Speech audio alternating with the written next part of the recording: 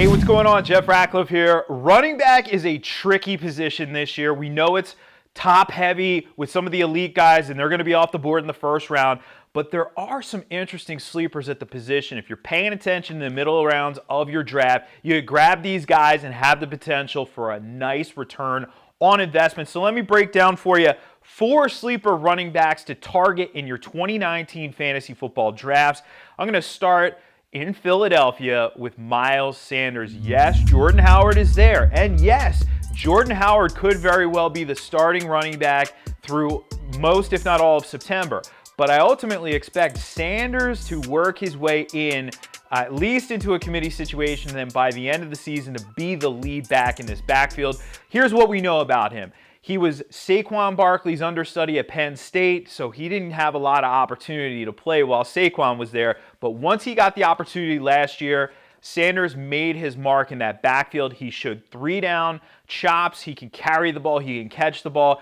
And surprisingly, he really tested well at the combine. I didn't expect to see the numbers that we saw out of him, but flashing 4.4 speed, flashing ability across the board. And he really brings to this backfield a skill set that is tailor-made for Doug Peterson's offense. Whereas, Jordan Howard doesn't necessarily have that skill set, right? Jordan Howard doesn't catch the ball very well out of the backfield, whereas Sanders is going to be able to contribute in that area. So while you might not have Sanders hitting for you, firing on all cylinders in September, he's a good bet to do so later in the season. So hang on to him. He's certainly got sleeper potential at the running back position. Let's move out west to Seattle for our next running back. And that, of course, is Rashad Penny, former first-round pick. Bit of a disappointment last year, but it was a crowded house in Seattle. Let's not forget that Chris Carson took the job and ran with it. But Mike Davis was there as well, and he, presented a little bit of a logjam for Penny to get touches last season. Well, Mike Davis is out of the mix. He's now in Chicago, so Penny is the clear number 2 in this backfield. Carson's going to be the guy. Carson's the number 1. I'm not saying that, Penny's going to immediately leapfrog him or anything like that. However, this is a team that could very well yet again be the most run-heavy offense in the league, so there are a lot of carries to go around. They could potentially sustain fantasy production from both Carson and Penny. So Penny has that independent value of Carson, not to mention the fact that he has the premium handcuff value that if Carson went down, all of a sudden Penny is a top 15 fantasy running back. So definite sleeper appeal there with Rashad Penny.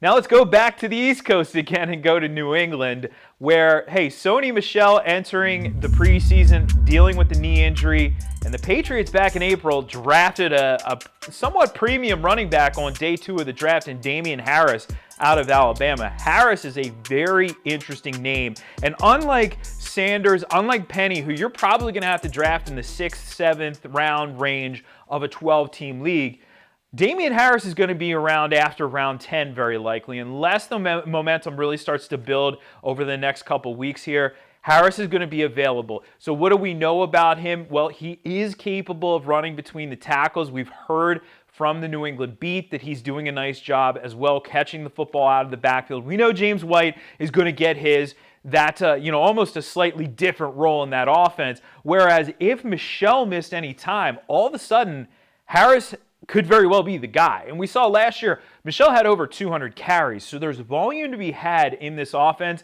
And like Seattle, they're not as extreme, but New England is becoming one of the more run-heavy offenses in the league. So there is opportunity here for Damien Harris. He won't hit immediately, but he is worth a look in the late rounds. Let's round it out. So I have 3 young players on the list. Let's go with a very old running back. Typically, I don't like to classify older players as sleepers, but I tell you, there's sleeper appeal in Carlos Hyde. Now, before you stop the video, listen, hear me out here. Damien Williams, I know, is one of the more popular upside running backs. You're very likely seeing him going in the 2nd round of your drafts this year. And hey, there's a lot to like with Damien Williams, given what he put on tape last year, the stats he put on the board for fantasy purposes, but he only had 50 carries. He only had 50. That was his career high, too, by the way. So while there's certainly potential, we're dealing with an uber small sample size, not to mention the fact that he's been banged up through camp. And Carlos Hyde, for what it's worth, has been taking advantage of his opportunities. You heard Andy Reid talking him up. And Hyde last year, of course, he started the season out with the Browns, finished the season out with the Jaguars. but he had 11 goal line carries last year, so carries inside the 5-yard line. That's a big time number. So even if Williams takes the job and runs with it, that's not ruling out the fact that Carlos Hyde may not be involved in goal line situations. He could be. Or he could potentially work his way into a committee. Or he could possibly be the lead back in one of the most potent offenses in the league. There's a lot of ors there, I know. And there's no guarantees with Carlos Hyde for sure. But actually, you know what? Here is a guarantee.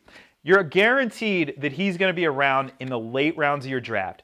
In those rounds, and you're in round 12, you're in round 13, you aren't drafting starters. You're shooting for upside. So at the running back position, if you want to shoot for upside in the late rounds, why not draft a guy who's on the most potent offense in the league? Makes sense, doesn't it? I know it's not the sexiest name on the board. You're not going to get oohs and ahs when you put his sticker up there. But Carlos Hyde certainly has sleeper appeal here in 2019. You want to see where all these running backs rank? You can check those out and more. Projections, rankings, my fantasy football blueprint, your draft plan for 2019, all of that and so much more over at PFF.com.